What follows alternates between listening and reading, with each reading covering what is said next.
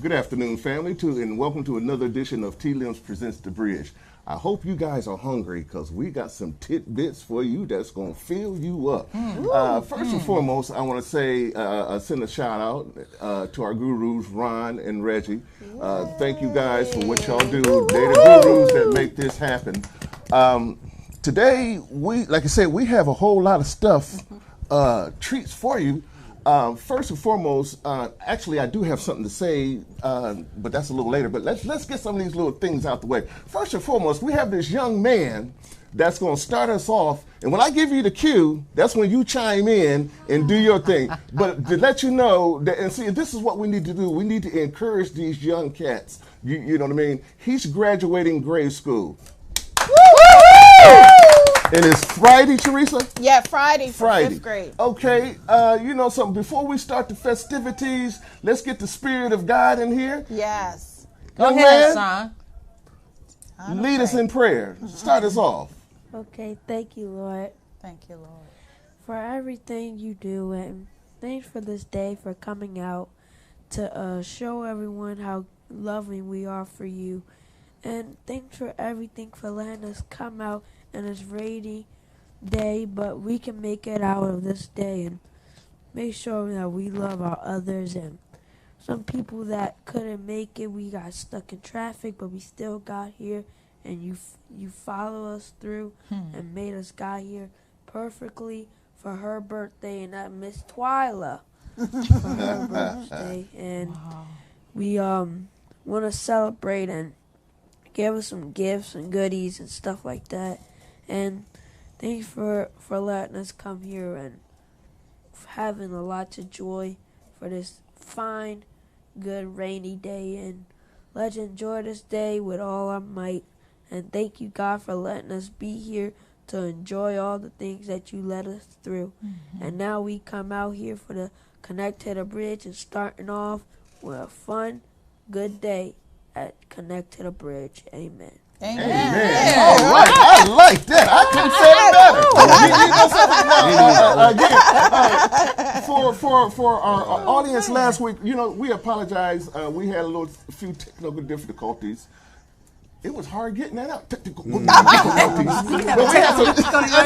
Yeah, it was. You know, that wasn't. It was. You know how that they do that little. Well, that's some old stuff. But anyway, we had some difficulties, but we're back verbal now. Robot? Yes. Who? Your verbal robot. My verbal robot. Your verbal robot. Who is that? You know, never mind. You know what we're talking about. She's having difficulties too now, folks. But you know, so and she has a reason why.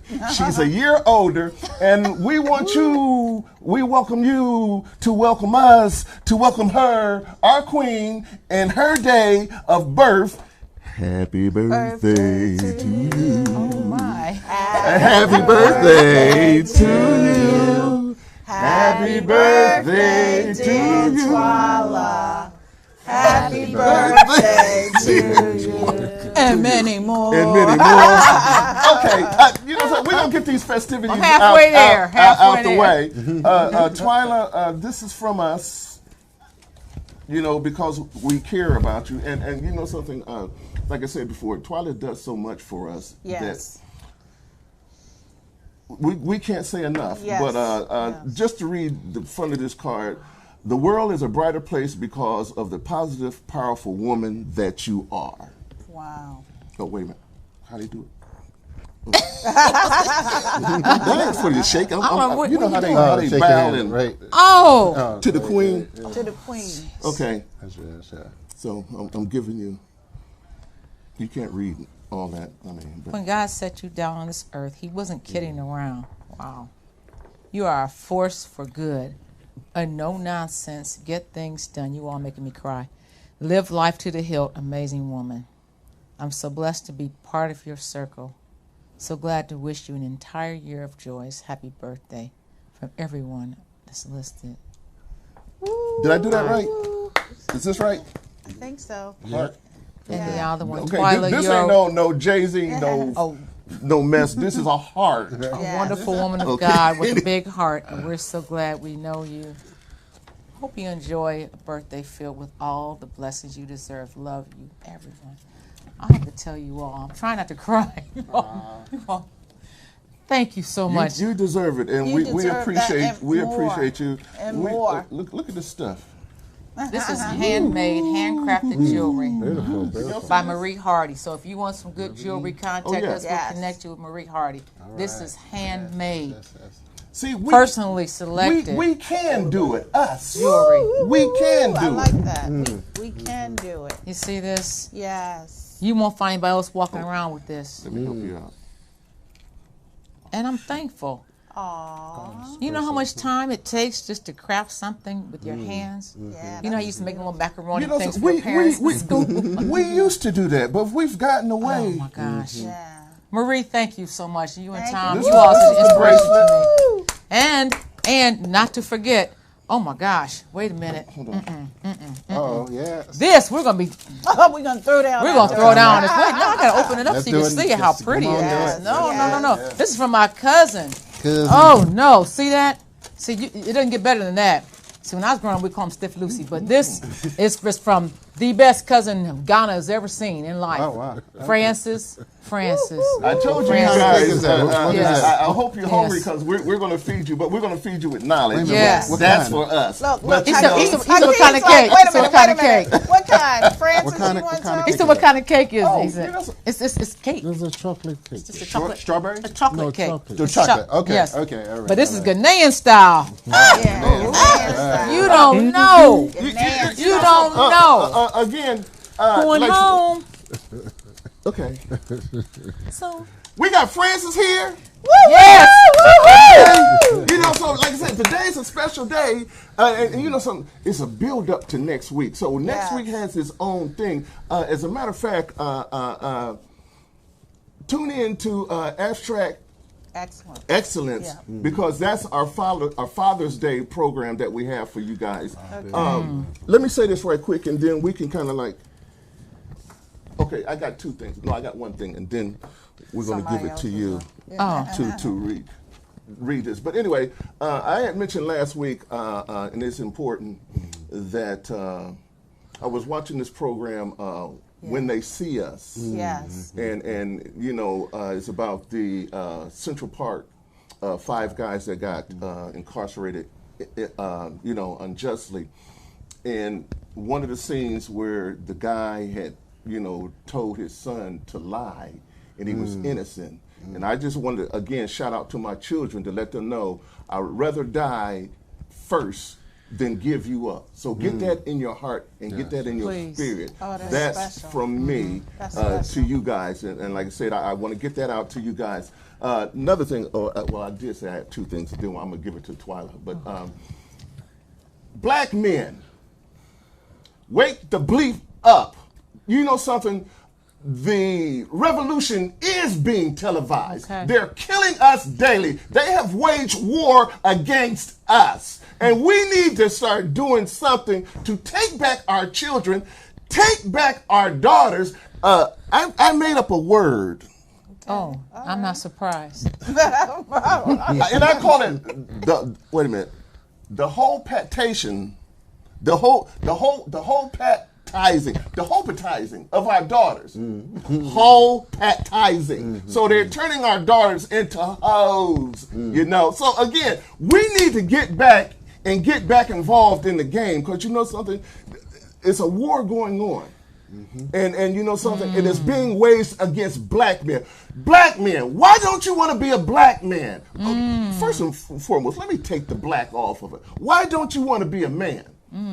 Our men, our young men are being demasculated, you know what I mean? Don't want to be. Bring your blood pressure down. It's serious and it's urgent. And y'all see it, like I said, the revolution is being televised.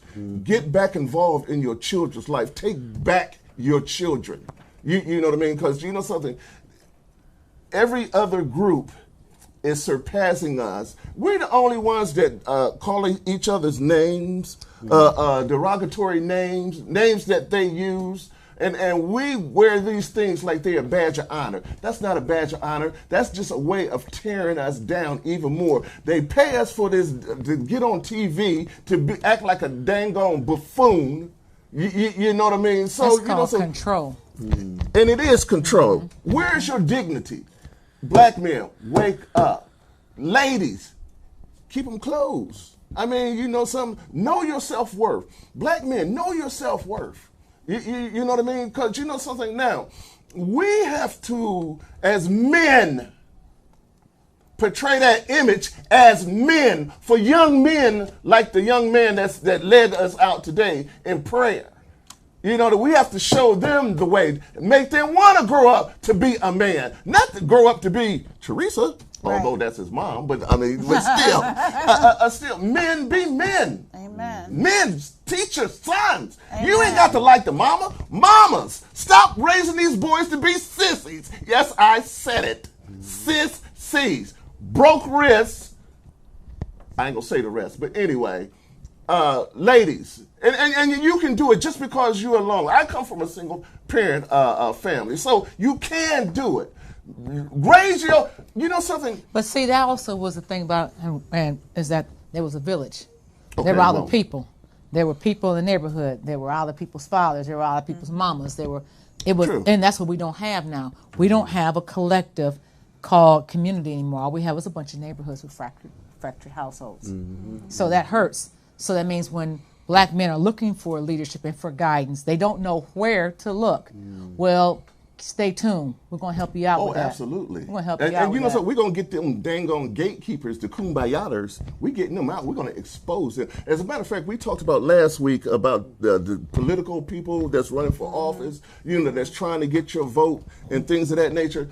Okay, I'm going to shut up right now, just for a minute. Just for a minute. But anyway, I'm going to turn this over to the Queen, because the Queen has something very important to tell you guys and to share with you guys, and we want you guys to know what's going on.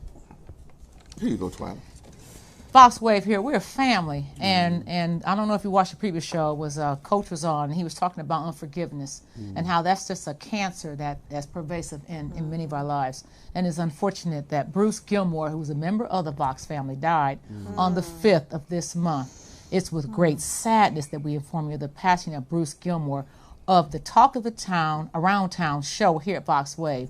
He passed away this past Wednesday. He had been a valued member of the team since February 2018. And he will be greatly missed. So please, please, please keep his family in your thoughts and their prayers and your prayers and your petitions. This is a very difficult time. And please don't stop watching the clip of this fallen soldier. Please don't, okay? Thank you. Our guest today, he has been here before. He is our brother. Yes. He is our scholar. Yes. He has a portfolio like is so dynamic, and it's just an opportunity that I'm pleasurable to be able to say that I've experienced. His name is Haki Ammi. He is a co-author of this award-winning book called Mission Unstoppable, Extraordinary Stories of Failures and Blessings. And it is a really good read. It's a great book. That's my copy right there, so don't eyeball it, but you can go to his website and get it. You know, you can. It's a great book. But he's here to talk to us about networking. He's caught the eyes of national executives in Hollywood and insiders. Like he was on the Black Business Empowered filming Black Friday Part 2 with Black billionaire and CEO Mike Roberts. Haki Ammi is being featured as the subject matter in the film Release the Chains Part 2, which is directed by Ari Squires and our award-winning actor Isaiah Washington. He has followers that follow him daily, but the success scholar, as we know him as, success scholar Haki Ammi, he is a dynamic gentleman, and one day I'm expecting to see him hold a political office in Baltimore. We're just waiting. Oh, it's just a matter No of time. pressure, Haki. Because of his book and his dynamic personality, you know, networking, which is this show is about. So look for him and support him. Absolutely. Haki, I'm sorry, let me jump in there. Go ahead, Haki, jump. before we even get started, tell them how to get in contact with you, your email address.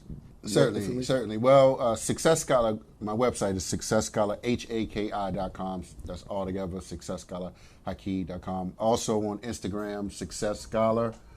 On IG or on Twitter is Success Scholar #1. So those are some ways. As well, my email, hakiammi@gmail.com. That's one word, HAKIAMMI@gmail.com. Wait a minute. You read 100 books a year? I have Okay. at one particular time. Man. And I think I thought I was doing something. I had all these books to the side.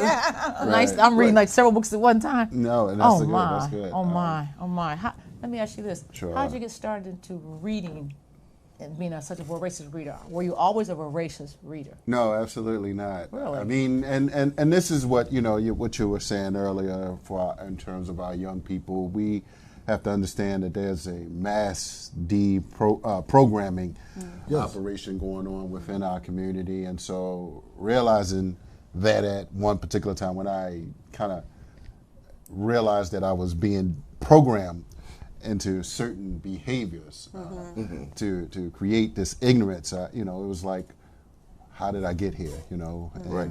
And this is what, the curiosity of understanding how did we get here as a people as well, put me on a mission, once we understand our history, you can't read our history and not be angry, like you talked about the recent film that really, has opened up many more people who generally don't, who are walking that around. Wouldn't be aware, because actually I heard about it, but I didn't know the particulars in reference to it. And just to see a system that's in place that is supposed to protect the people, how it broke down, how it failed, and how it was systematically geared towards incarcerating these boys. Yes. Boys. Yes, they yes, weren't even men. Wow. Boys. Wow. And that was back in '89. Yeah. So now it's 2018. And they took it to the next level. They saved you taxpayers some money. How? By killing you. Yes. No. And it's interesting that you mentioned that because I think that's a spinoff from, Ava DuVernay, who's the film. She's a phenomenal filmmaker. Yes. Just absolutely, probably one of the first filmmakers that really says what needs to be said. I'm sorry. Yes, no, she Unabashedly. absolutely Yes. is. And I don't know if any of you all have seen her film before. 13. 13. 13. 13, yes. Talking Yes. about the 13 from Yes. him. And Yeah. she actually got part of that analysis, and in that 13th is Michelle Alexander, who Oh, the wrote new the Jim new Crow. Jim Crow. Wow. And let me say something about that film. And reading these hundreds of books that I've read, and when I read that one, it's only a few books that have made me cry, but that made me actually cry. Wow. I mean, from years and years. But I say that to say that was impactful, knowing and now it's on a bigger screen, just what's going on. So we have to dig into those issues. Yes. But it's interesting that you mentioned that we are at war, and then I have this documentary. Share, yes. Yeah, it's just interesting. Philip, so they can see it. Yes, Yusef Salam, who is a part of the Central Park Five, is actually in this film. Wow. Really? Yes, Race War, and actually Kaba. This film was put together by the creators of 7 a.m. and Gentrified, but it has Kaba, Kamini, as well as two neo-nationalist white supremacists in this film. So kind of listen to what the more extreme, because many people, when they say racism, it's like some white folk, they actually are really racist. They think about their race like more than the average white person. See, Donald Trump on some levels, these type of white people they think Donald Trump is Too soft. yes. So we got to understand, the whole Nazi, philosophy in terms of, the global system of racism, white supremacy, what Dr. Welsing has So I miss laid her. out. Absolutely. Yeah, So yeah. we got to look at those dynamics. So I just wanted to put that out there. But You yes. know, a good point. Haki, again, when you think of racism, it's not just the burning of a cross. What comes to your mind when you say that word racism? What comes to your mind? It's a system that is designed to perpetrate what the word means. What is when? And so that covers a broad band. I mean, this is just my opinion. It covers a broad band. It could be burning of the cross, the Jim Crow things, different aspects. So when you say racism, okay, so when we say the word racism, usually in America we think about it's black and white. It's kind of, that's how we've been conditioned from our history, to think of when we say racism.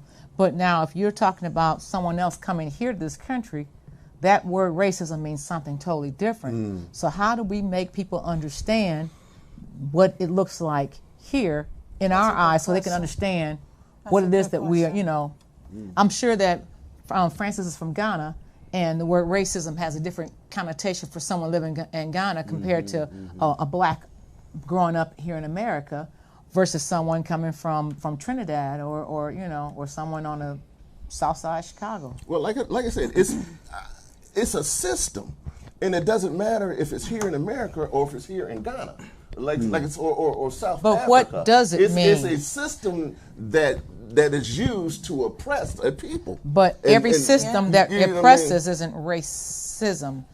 Some systems, because some systems, some systems that oppress, are classism. Right. Like in India, the Brahma Indians, and they have their caste system, and even in Nigeria, there's a caste system. The houses are this, and then the Igbo are here, and Yoruba. So even with that, but when you're talking about this right here, I'd be interested to hear how you define it, Haki, with your book. Well, Ishton, and I'm gonna read a little part of the back here, just because it's so appropriate. It said, now is the time to ask, is it still just racism or is it a race war? So wow, that's powerful. I mean, and we got to really understand that this is reality of living in this world, and sometimes many of us are not like walking around conscious that like you said, what would your comment that they are trying to kill you? Trying to kill you. Yes. Yeah. So,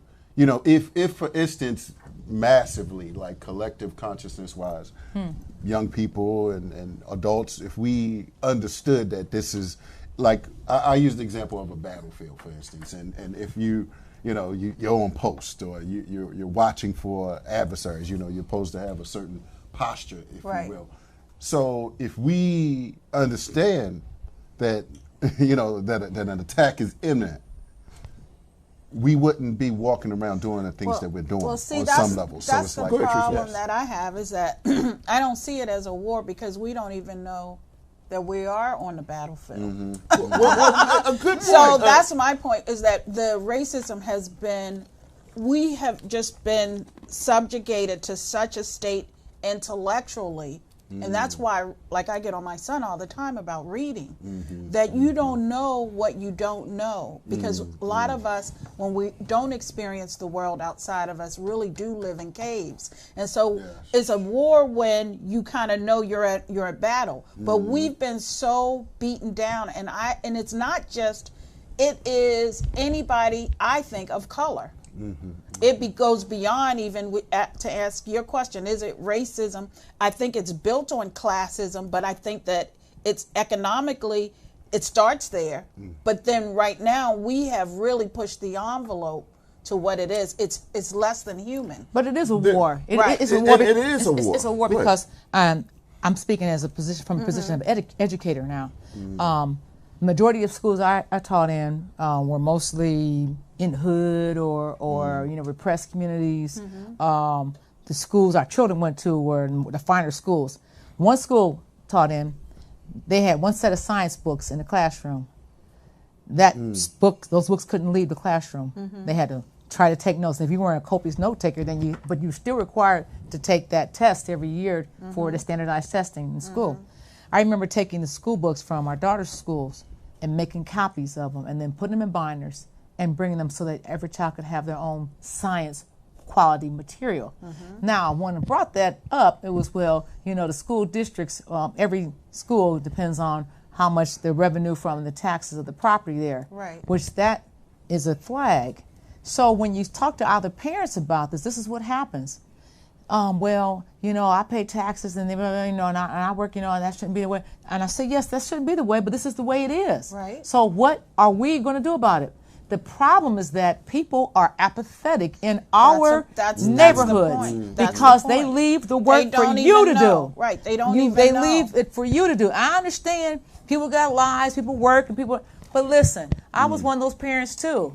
I worked a full-time job. I coached 3 sports. I had children. I had grandparents that were ill. I think the difference is, because I've heard this argument from people before, and I've always been that's the reason why we have leaders and followers, because not everybody can be a leader in a certain area. But if I'm leading, why don't you follow? Well, yeah, that's true. And that's the apathy. It's like, okay, I understand you don't have all the resources and the tools, that's why I always argue the point about whether or not it's a war, because when you are in a war, you know you're fighting. Not something. always. Some people don't even look at the means and the methods that they're using. Now it's so settled. That's and I don't think it's settled. So-called the Emancipation, the Proclamation was supposed to give us our liberties, right? And okay, we sat back on that. Okay, we're free now. Now we're so-called free, but what did they do? They come up with more laws to enhance the playing field or the battlefield, if you will. And again, so we fight through that, and then with each step that we take forward, or liberty, that we take forward, we become more relaxed and complacent to the point now our so-called generals, we become lazy, who was supposed to be doing the battle for us, are not fighting. Now they're fighting. They put on the facade that they're fighting for us, but again, they're gatekeepers. Right. You know, so they're keeping us off of them. They're making them feel safe, and as long as you make us feel safe, you'll keep your generalship. You know what I mean? So again, in laying back, we're relying on our generals to the point that it got to the point to where it is now. But the generals aren't really generals the generals work for the other team.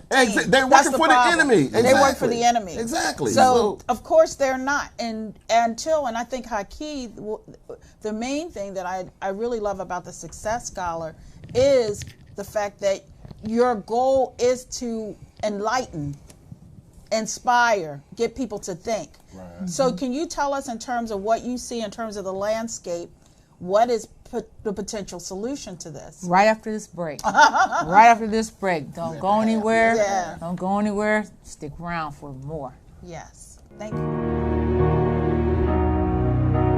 Ghana. A stable political environment within the West African sub-region with established democratic institutions and systems to ensure good governance in the country. Strategically located in the center of the world with easy access to EU, US, South America, Asia and African markets. Tema Port, a developed seaport with duty-free imports on manufacturing equipment. With an ongoing renovation and expansion, the port is aiming to transform into the largest shipping hub for West Africa. A world-class airport designed to meet the latest International Air Transport Association requirements. Ghana has international standard logistics infrastructure to local, regional and global companies, with modern road infrastructure giving easy access to West African market of over 370 million population. Over 60% arable land and 336,000 irrigable land available for commercial farming, presenting expanding opportunities in agro-processing. Producing oil in commercial quantities since 2010, and the introduction of more sustainable sources of power significantly increased the country's energy sources.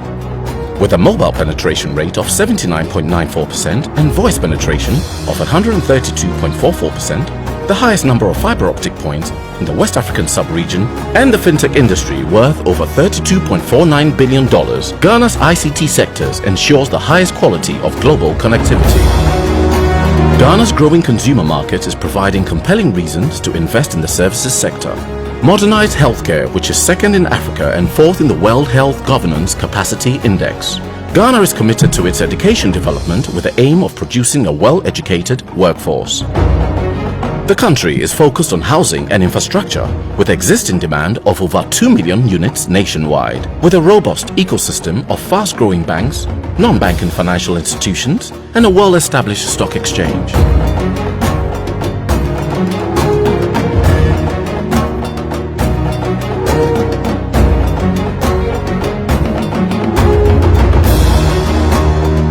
Ghana is known for diverse wildlife, colorful culture, numerous World Heritage sites and world-class hotels, which makes the country one of Africa's favorite tourist destinations.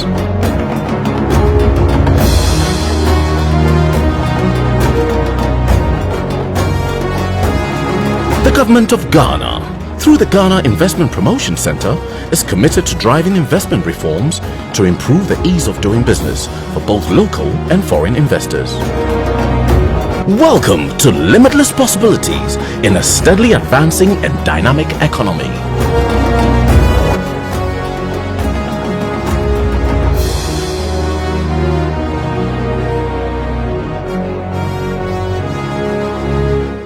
We're back.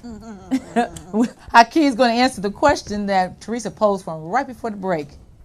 And the question is this: given the landscape and where we are today, what do you see looking forward that we need to do to kind of pull ourselves out of this race war? Well, interesting that you mentioned that, because just the other day, Oprah's Stedman was in town. He wrote a book on, well, it's out now. It's on leadership, and someone asked him a question, about the mayor of Baltimore. He's interested in investing in Baltimore as well. So someone asked a question about the mayor and everything, and his comment was basically that we got to focus on ourselves first and foremost, That's right. and build our own power, and understand Hakeem, hold what on. our power is. Let me cut you off. Sure. And I want y'all to understand when he means ourselves, not individually, but collectively, because we're working on we're doing this individual. I got mine, you get yours. Right. We have that mentality now, but I just wanted them to understand. And I understand that. And here's the thing, and I don't know what, I don't want to put words in Stedman's mouth, but just understanding that when we're able first to implement and execute better, through what we're talking about, even through owning our own space, our own community, it's going to take, a collective action like what we've been talking about, but individuals got to show up. That's right. Because there's so many distractions out here. People are in so many different areas of life, and some of us just don't want to, wake up, of sorts. And so it's kind of like when we're organizing, it's like where's our tribe? Where's our network? Who's our leader? Who's our leader? Yes. And so, but here's the question. But why do we need? Well, you're gonna say what I wanted to say we don't often need a leader, but what we do is we need to converge and come up as a group, as you mentioned, Sean, collectively with some decision making as it relates to, and that's what the bridge does: political, social, economic, educational issues. And if we don't start it now, my biggest concern is I don't think we understand how bad of the shape that we're in. I don't think we intellectually, from what I've read, really get what's wrong. And then the second aspect of that, we talk about it, but when you really start to see this, when we talk about racism, the one thing we know is it's a systemic problem. It is a systemic problem. And we look at race in the Americas from the perspective of African Americans and what has been done to us. But when I started looking out globally to the African cultures, where kids can't even get an education because they have to pay a fee, where you can't build, where you're literally taking crops and making them poisoning the crops so that you will never have anything sustainable in these lands, then it really concerns me. But the only thing that makes me feel good is I'm a faith person, and my hope is not on man anyway. My hope is built on Christ, and I know that might sound corny to people, but it's true. And the one thing I know is that God is all in the history. And so since he's all in the history, we have the ability to make that turn or to make that change. And I see the change coming. Well, Teresa, let me piggyback off what you're saying. we were watching Pastor Gino. Gino Jennings? Yes. Jennings, Yes. He was saying that, first we have to start in our house. Yes. Yeah. If your house is Yeah. in disarray, Yes. I Yeah. expect you to come over my house and clean clean mine. it up. Yeah. But your house in disarray. Yeah. But you want to come over my house. Right. So we have to start within There. our homes. That's a good point. Within our homes and get your home, get your house in order. This is why I constantly stress that it's not a problem to have concern for other people's sorrows. Immigrants at the border.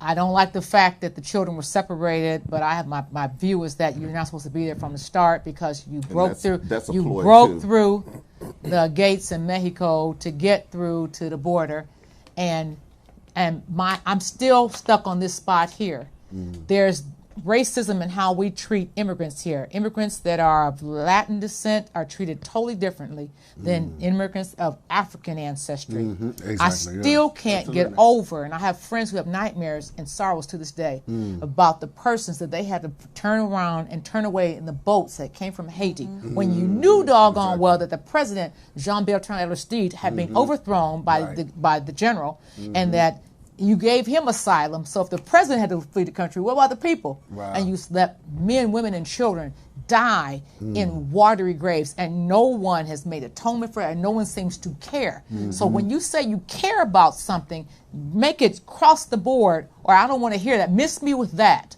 So I'm still stuck with that. And I hear So- you, but I so- don't think that will. I believe that. I think you mentioned this, that until a people stand up for themselves, nobody pays attention. Yeah, but what I'm saying is this, I'm getting to this, is Right. that so we concern ourselves as black people. I listened to the politicians that were running for office last Right. year, Stacey Abrams and the guy and Gilliam. right. And the main thing they were talking about was immigration at the border. Okay, that is an issue. But what about in your neighborhoods where people can own their own homes? Right. What about the schools that What are about falling the death rate apart? of young What about the African-American incarceration of young men and Yeah. women? What about that? What about the loss of employment and economic solvency? Talk about those things first. I'm not saying anything disrespectful, but I am saying every Latin politician, and I do mean every, the first thing come out of their mouth is immigration, and I've never, I hope I didn't break the glass, and I probably did. I did. I never, okay, let me finish it up. I never, ever, ever hear any of them, don't move that too far Talking from about me, black I ain't people. going nowhere. talk about the problems in urban America with that as it pertains to black folks. I never do. So what I'm saying is that black people need to wake up and say, okay, I understand there's issues going on here, but we got to take care of our house first. Right. And that's what Sean, I think, is mentioning, and I exactly. think it's an excellent point. And it's nothing against anybody else, but we need to take care of home Right. black issues before we start working on We can't fix anything. gay issues or whatever. That just Anything. hurt me to say Anything. that. And that's all I'm saying You is know. that we don't, there was a time when black, boy, that was all you could focus on. You know what I mean? But Was we what- also, but I believe, and I don't think we've systematically taken an economic perspective of a look at what happened after the civil rights legislation was passed, because we then started relying on the government. You remember, if it was a kid, a mother who was unwed, she had a kid, what do we do with those kids? An auntie or uncle took them in, and you didn't have this huge legal system that I think the government has. We rely way too much on the government I agree for a with lot you of there. things. Can I throw in? And then they get into that point, and then it's a mess. Jermaine. And we don't have the control. Sorry, Jermaine. Along with that point, I think the bigger problem is that we also depend squarely on the K through 12 system. Yes, that's It a is- good point. Especially when you're looking at what we're competing against, when you're comparing racism, different things. Like, part of the problem is we aren't actually exposed or prepared to take the next step for ownership, entrepreneurship. So when you get to that point, we're lost. So we're almost literally bred to be workers. Right. And Strictly. I think Stan, who's not here, but he pointed that out, is that the educational system to me is fraught Yes, and we will Fraught, we will like get you deeper said. into these things on abstract, Next week. abstract excellence Next next week, baby. Okay. Yeah, but we've got, and so until people start to, first of all, educate themselves, and that's what you've done. And I want you to talk a little bit, Haki, about your journey and how you personally Got from there to here. Yeah, got from there to here. Well, Thank certainly. One thing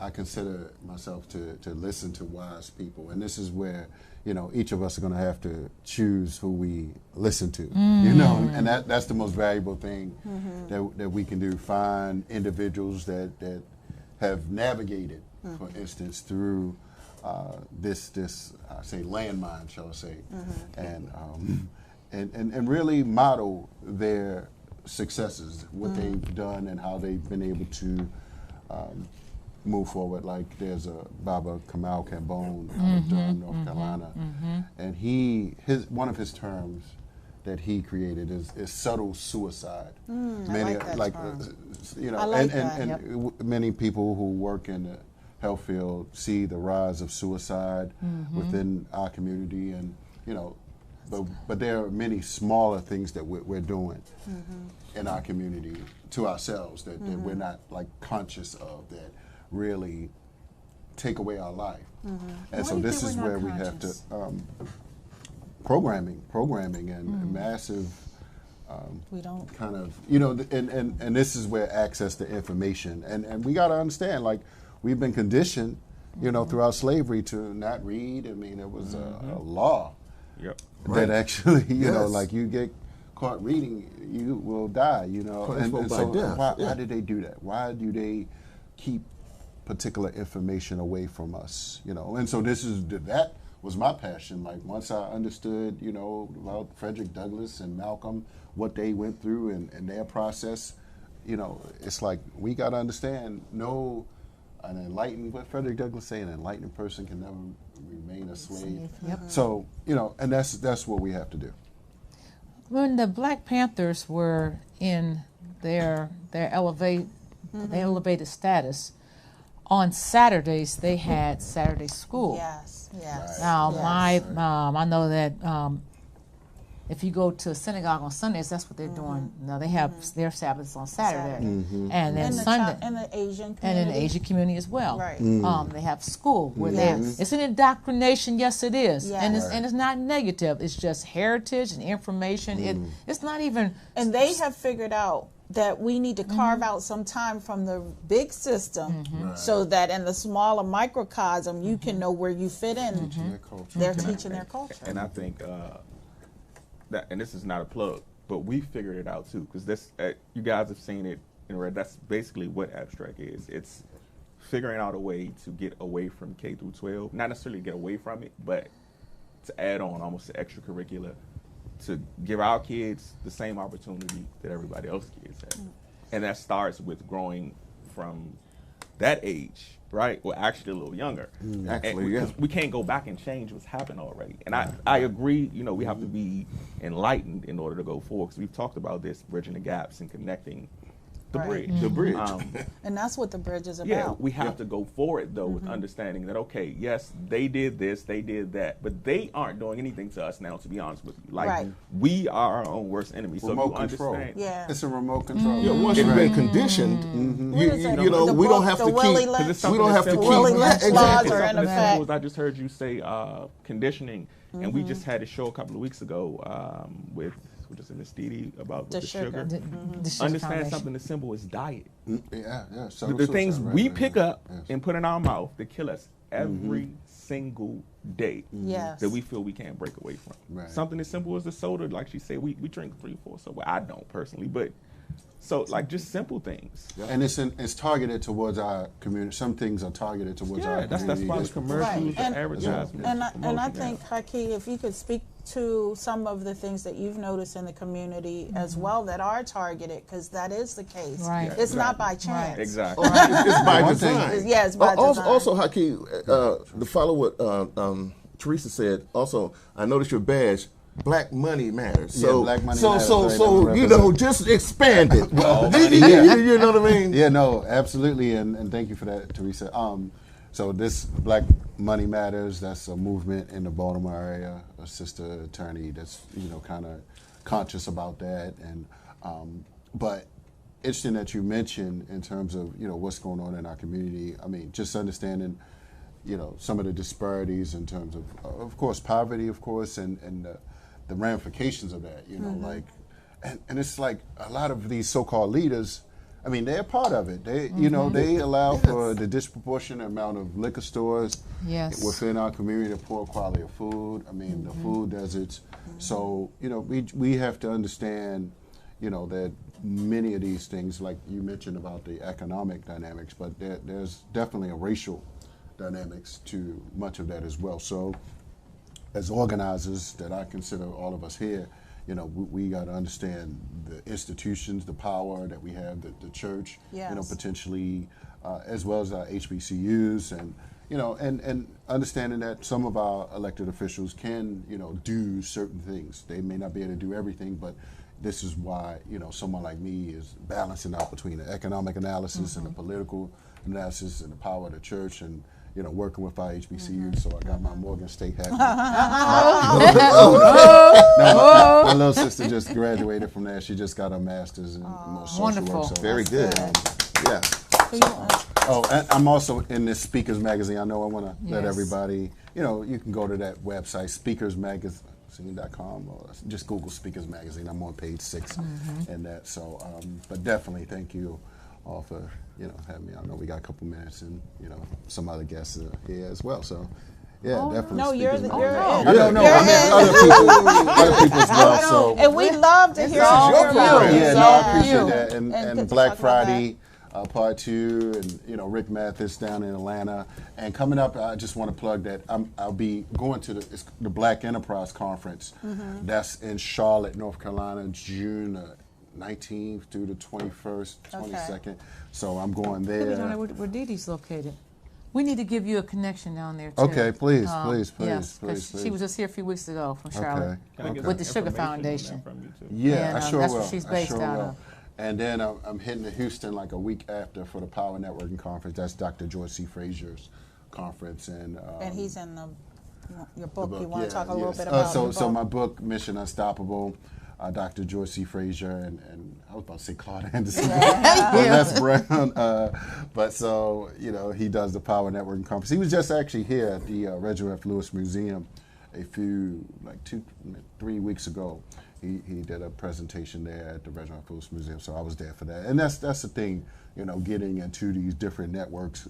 Dr. Frazier has certainly a much larger network than myself, and less, of course. Right. So, just being able to open up and create their brands and partner with different people. So that's one strategy in terms of networking that I've learned to leverage other people's successes. Right. And say that again. To leverage other people's successes. I like that. Yes, absolutely. Well, Well, credibility, right? You know something, again, and we need this. Now, imagine, if you will, let's go back in time during slavery and the things that they had to do collectively in order to survive. Now, in this day and age, when we have resources, let's use them. Yes. Absolutely. Yes. Let's use them. And that's how we know that something was going on supernaturally, because I look back at my grandmother and all of the things that she was able to accomplish. And I know it could not have been, the system certainly, we had Jim Crow laws back then, so the system was not. Was not geared towards. So obviously, you said something clutch for me. I'm along the lines of, I understand past, present, future for whatever reason to give, but I'm more along the lines of faith. When we're talking God, like, they didn't have a lot of the stuff that we have now, but somehow they lived to be 89. God is real. That was the key. That's really the key connector. But they also had a whole more holistic lifestyle, and the stresses that they had were different types of stresses. You didn't have to worry about this, you don't worry about that. Absolutely. You focused on this, you focused on that, because you only could go to this person for care, so you knew that was a reliable person. You went to black doctors, you went to black dentists, you went to black attorneys, you went to black dry cleaners, because and because that's what you had to go to. Right. So it was the best of the best for what you had, and Right. people zeroed in. Well, but you somehow built the we got, wealth. You that's built right. the wealth in the But we got community. we Right. got brainwashed into thinking that what we had wasn't good enough. Right. Right. So by doing that, we thought that bigger was better, and bigger wasn't better. Bigger's just bigger. Right. And I just want to give a shout out, although I don't know the name of the movie, but on Netflix, they have a movie from a little kid that grew up in Africa who did the, do you remember the name? Yeah, but it was about a little boy whose family, they were suffering and they were about to starve because the crops wouldn't grow, and he created a wind Oh, tunnel. right. Oh, okay. I know what you're talking about. I And haven't it seen is just yet, a though. small movie I've like seen that, but that. we really have to invest in making sure we have information and for our youth and reading, because to me, we're great people. I've been around a lot. And what I do know is Africans and African Americans have, when it comes to creativity, it's easy. Oh, yeah. It comes just like that. So I think we also need to support and recognize that the skill sets we have are wonderful. They just need to be channeled and pulled out, and that's what It's Connect to really- the Bridge yeah, is it about. really is just mindset, because a lot of people say this on a regular.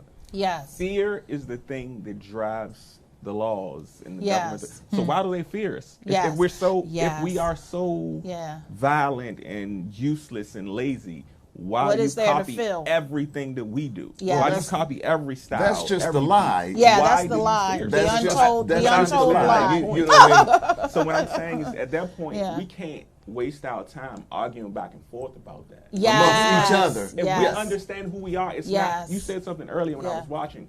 Yes, there is a war, but it's really not a war against us. It's a war within ourselves. Yes. Because once we understand our own power, what can you do to stop me? Nothing. I said this to Nothing. Doc on the phone the Nothing. other day. Yeah. I'm at this Yeah. point now Nothing. where it's like, listen, I walk in the room. Yes. And if you get me in the room, Yes. abstract excellence is gone. Yes. You're in the room, Okay. like, listen, Hey, I'm woo, at- woo, woo. I like that. Yeah. I It's like the power that. inside of me that I Yes. Yes. God is real. Yes, that's right. Now, But in, it's right. in that regard, you know something, again, now going spiritually, each of us have a time and space for our birth Right. and our death. Now, again, I say that to say you were born in this era. Right. You weren't born when we were born. Exactly. We were born in our era because we wasn't born in slavery, because me personally, I could have been one. Because you're thinking in the I mind, but couldn't see, have been but one. see, we can say that because this is where we are today, and our mind today. No, I understand See, that, but so like I said, if you okay, were there, no, I told my mama to stop whooping me. She better not hit me no more.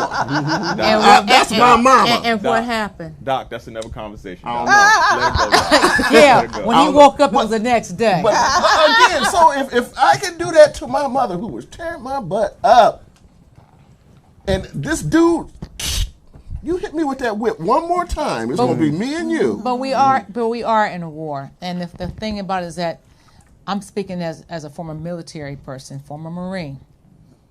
Sometimes you're in a war, you don't even realize you're in a war.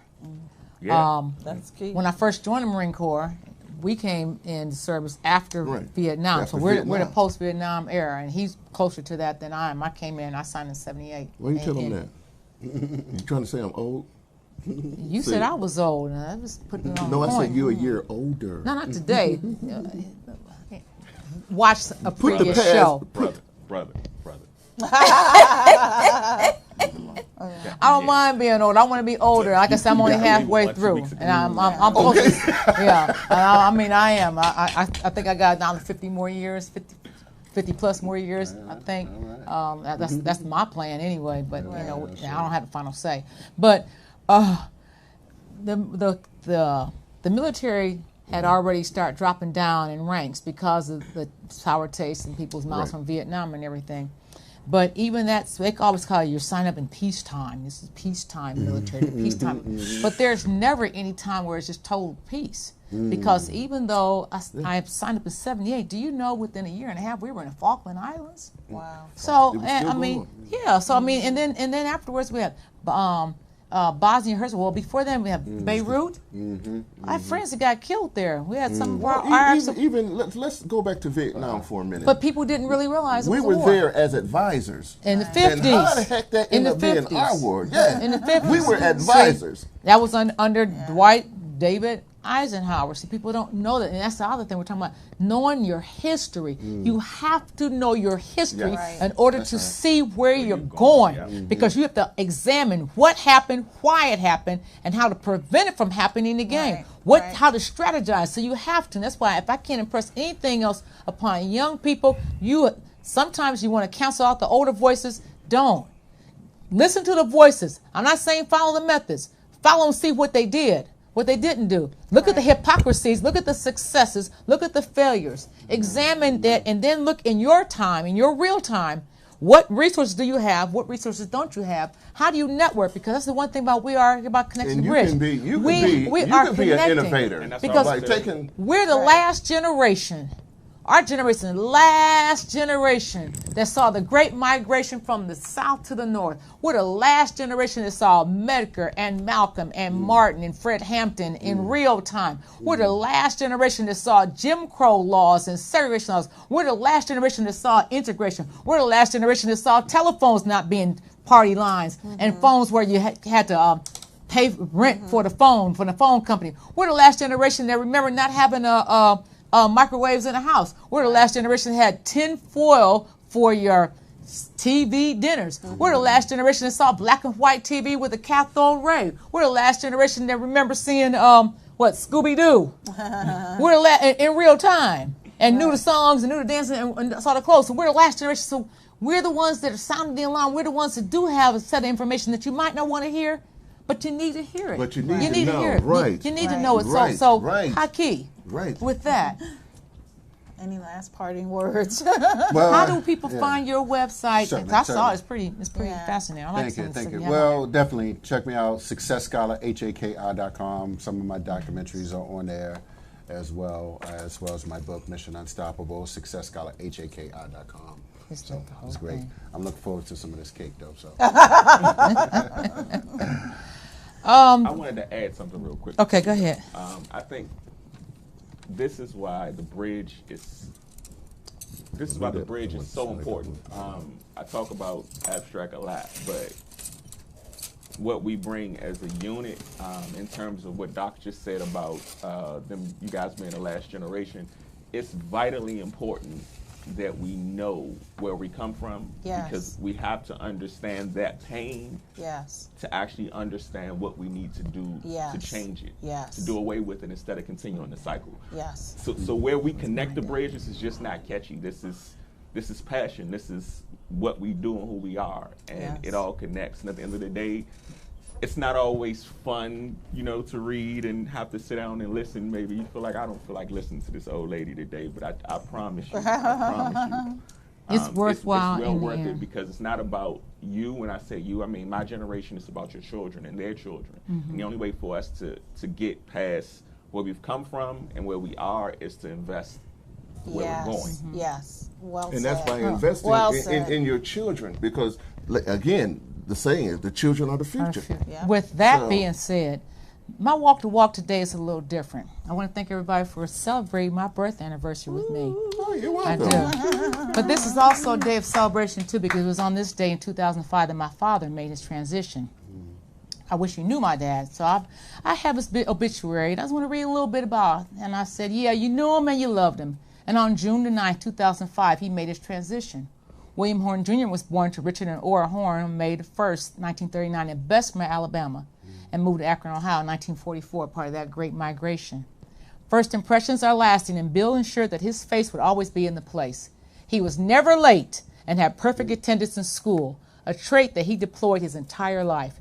He was ranked 19th in the graduating class of 1958 at Howard Vocational High and was a United States Army veteran, dedicated his entire life to working. He was a shift foreman in the days that they didn't have black as shift foreman, and Goodyear Tire and Rubber Company, and was a member of the Top 10 Club, and the only black one that was. He retired as a sergeant on the Goodyear Police Department after 31 years of service. He was a deputy sheriff in Summit County and retired as the assistant director of administrative operations. And in this capacity, he was the highest ranking black law enforcement officer in the county. Bill received numerous accolades locally and nationally and will be sorely missed. He was a lifetime member of Mount Lebanon Baptist Church. That was my dad. And I say that because I celebrate this day in the most fashionable way.